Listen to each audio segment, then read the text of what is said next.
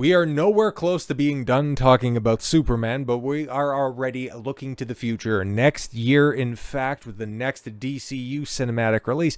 Don't know what other, slot projects are going to be out there, which animated fair. I think what Peacemaker Season 2 is going to be coming out. But yeah, all of that stuff, it's really going to be superfluous. Like, if you thought that all of the Disney Plus Marvel shows were just filler in regards to the MCU, brother, you ain't seen nothing yet in regards to what the DCU has cooking. But yes, Supergirl, formerly Supergirl, the Woman of Tomorrow, is the next film out for DC. And well, if you were underwhelmed by the box office for Superman, just brace for impact for Supergirl, because even if Superman was just that full grand slam home run as opposed to the strong double that it is, okay, James Gunn's words and his prognostications, that's not my allegory. That's that white-haired creep's turn of phrase. Like, Supergirl was always going to come in second. Outside of The Authority, it was probably, it's probably one of the worst movies that you could put out second. Nothing against Milly Alcock. I really liked her in House of the Dragon. I think that she was a fantastic Rhaenyra Targaryen. She is the superior Rhaenyra Targaryen for sure. Once again, like, so far what we've seen from the DCU is excellent casting for the role.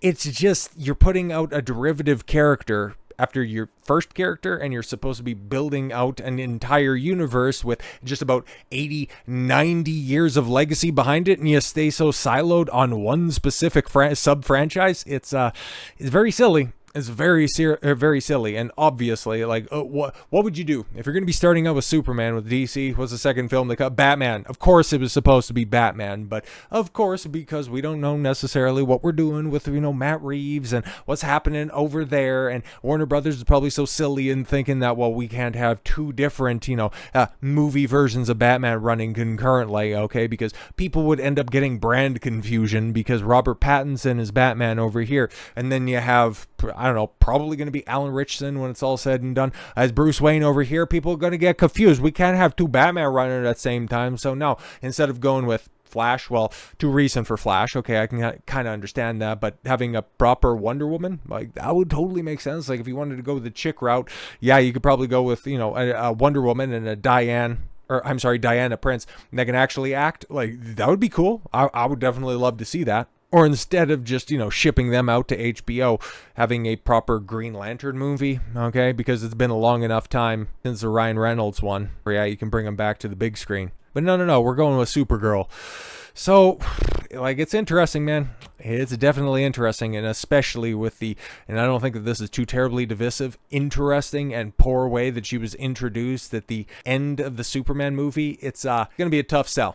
Okay, but yes, Milly Alcock wasn't initially excited to be Supergirl. Interesting, I would imagine, right? Because, well, she's been around for a minute. Not like that, but kind of like that. Or she's been a part of big franchises before. She's been a part of big shows before. But this is next level stuff, okay? Because she's going to be one of the centerpieces of the DCU moving forward. So yeah, I would imagine it probably comes with a heaping helping of anxiety on top of things. So yeah, her not initially being excited to be offering the role, I mean, yeah, the subline of fear and panic set in. It's like, wow, it's a great opportunity, but holy shit. Okay, so Elle Australia cover girl Milly Alcock was back home in Petersham, okay, the leafy Sydney suburb where her acting dreams first took root, okay.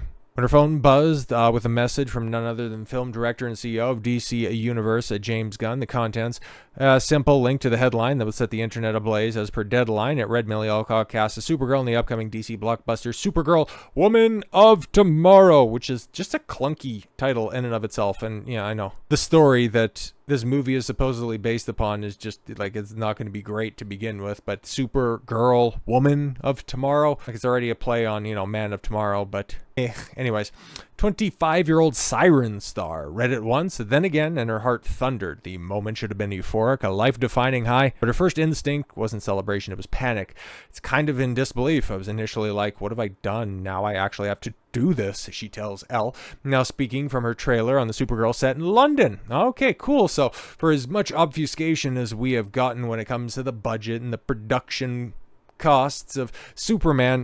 This is going to be a lot more cut and dry because this is filming over in London. Those tax documents eventually do come to light. So yeah, we might actually see some receipts on this at the beginning of next year. So yeah, whatever gets spun, we're going to have receipts. But I digress. Then I invited all my friends over to the house and we drank champagne. Okay, so really getting in the mood for the role. But James didn't even call, she jovially adds. Yeah, because he was probably expecting you to call him because James Gunn's ego, well, I wouldn't necessarily be surprised if it's not the central character in the third film to come out for DC, which I don't know what it's going to be at this point in time. Is it going to be Clayface? Is it going to be not Batman, Raven the Bold? Like, what are we doing? But anyways, this surreal news came just days after the nerve-wracking screen test in Atlanta, a process unlike anything she'd experienced, even within her growing body of acclaimed work. During a screen test, you're in a room with other women vying for the same part, and you're all dressed as the character. Oh no, a whole room of early 20s, blonde-haired, blue-eyed chicks. Oh no, that sounds like hell. Whoever was the casting agent, boy, you really had to brave something there. Anyways, studio lines you up for in the makeup truck. It gives you the same look and then puts you on stage for Supergirl. It was just me and one other girl. It was really scary. I thought I was going to vomit, but that's just fear. That's what happens. The job has been a journey of overcoming my own fear. But all things considered, man, and even if you go back to the Superman video that I did yesterday, breaking down the box office and some of the other numbers that are right there, like, I'm not a fan of the Superman movie. From what I'm hearing, I don't want to watch it. I'm probably never going to watch it, but I at least have hope for the DCU. Okay, that's a better tone, okay, at least, and there's going to be a central vision for the DCU for the first time in a long time, that yeah, we're going to see all of these tremendous characters at least guided. Like, it's not a hand that I would want having guiding them, but it's the one that we have, so we kind of got to deal with it. But at least there's going to be some kind of focus. Okay, at least for the conceivable future. So there is a potential. There are other creatives coming on board, some that have some pedigree, some that have some laughable pedigree, but at least there's something there. And there is the potential for good that's out there. And yeah, the casting, like, universally has been very good so far. And Milly Alcock could in fact pull this off, and I very much want her to succeed. I want this to be better than Superman, even though for what we've seen so far, like I said, not exactly holding out hope. But still, the first look at Milly Alcock as Supergirl revealed, and then it was quickly deleted, but I want to see it here mostly because, again, it shows good continuity. It shows that there's an actual focus being given to this series. I do kind of like it. James Gunn's Superman movie features the first appearance of the DCU Supergirl, played by Milly Alcock, who will go on to star in her own movie, and also Jason Momoa is going to be back as Aqua Lobo this time around, which is, again, perfect casting. But we're also going to be seeing somebody carried over from the DCEU, actually, like the guy who shut that all down with Aquaman 2 coming back as Lobo, which, yeah, it's... Man, what a kind of mess. But anyways, God, the Snyders, the Snyder bots, they're just never going to shut up, huh? Yes, but June 26th, 2026. So 6262626. Jesus Christ. Okay. That's a way that I'd have it marketed, but oh my God, you'd have 666 in there. Dun, dun, dun. The hairstylist who put together Supergirl's look in Superman revealed behind-the-scenes images, challenges to color correct Milly's hair in one day, the day before she worked, accepted. Okay, Lindsay McAllister on Instagram. What a great sport she was, having jet lag from just flying into Atlanta the day before and then having to sit for a total of 8 hours in my chair. Yo, to just simply dye her hair, that's kind of interesting. But yeah, the suit, I mean, like the red skirt, just like the red trunks for Superman, the same regrettable logo. Which, yeah, man, I just have the big S. Can we just go ahead and have that? But also because she turns up as a drunk party girl, of course, she has, spillage marks all over her chest, which is quite suggestive in and of itself. But yeah, man, it looks good, but it also doesn't look good. Like, visually, yeah, it looks perfect, okay? You want to have Supergirl, that's Supergirl. But where they're going from here, it's like, bro, I can't stand these chicks in real life, so why the fuck would I pay to watch it in the theater? Supergirl is a total mess in the DC universe, and how she differs from Superman explained by James Gunn, of course, because he's not the director, he's not the screenwriter, but he is the studio head, so is this also what we can expect for the DCU moving forward? It's just, I like the fact that there's finally a central vision. It's just, can James Gunn shut the fuck up? Would that be nice? Is that too much to ask for? Apparently so, because you don't hear, like, you'll hear a line every once in a while from Kevin Feige, but other than that, he's just crossing T's and dotting I's in the background. If James can go ahead and do that, that'd be fucking great. Get your universe, get your studio, get everything off the ground, and then shut the fuck up. Can we get that? Can we expedite that process? James Gunn explains how Milly Alcock Supergirl fits in the DC universe in comparison to Corenswet's Superman in 2025. Yeah, Superman was resurrected for the big screen, and I'm sure that gave, Zack Snyder with his very, very subtle Jesus symbolism from his interpretation of Superman, so I'm sure you got a little slow-mo stiffy because of that. But the DCU installment had one big surprise for fans, with Kal-El, not being the only famous Kryptonian to get the spotlight this summer. After massive rumors that she would be showing up in the film, Alcock's Kara Zor-El officially made her 2025 debut as part of the Superman movie cast. The Supergirl was one of the film's special cameos. Yeah, one of the 1,000 characters that were in this goddamn film, with Kara showing up drunk at the Fortress of Solitude to pick up her dog. See, she gets drunk off of the red sun, and Earth famously being in close proximity to a yellow sun.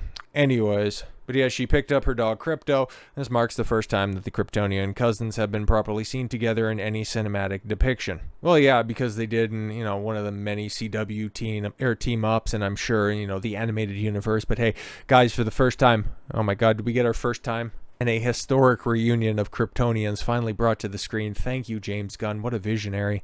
During an exclusive interview with Screen Rant, Gunn addressed Supergirl's cameo in Superman and how this sets things up for Alcock's upcoming DCU movie in 2026. Okay, so obviously it's quite a contained story, but we do see Krypto as a mess, and she belongs to another mess, which is Supergirl. James Gunn, that's right. Is that the version of Supergirl we're going to meet in the next film? Yeah, that's her.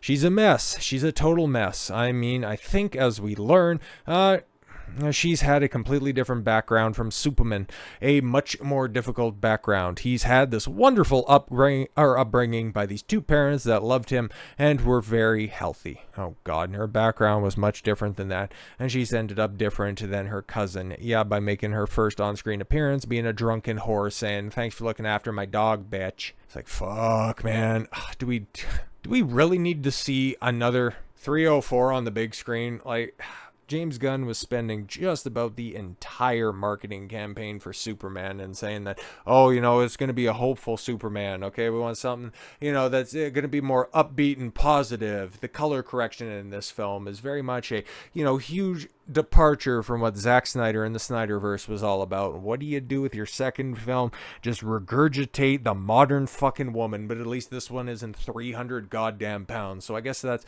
one thing that it's got going for her. But honestly, like, this is, and perhaps I'm an aberration because, I don't know, I ain't some fucking blue-pilled simp out here trying to fix a bitch, okay? Trying to she doesn't need a cape, but, do cap and save a hoe for an intergalactic club thought. It's, man, I hope it's just getting played up a little bit. And like I said, I do like Milly Alcock. Great casting for this. She was great in House of the Dragon, but now that I think about it, she was kind of a 304 in that one, and now she's going to continue to do this. So yeah, if she was scared about accepting the role to begin with, I would also be scared of being typecast as being a 304 moving forward. So with all that said, thank you all very much for the gift of your time. I've been Don Consuelo. I want you to follow your gut and get after it. Take care, everyone.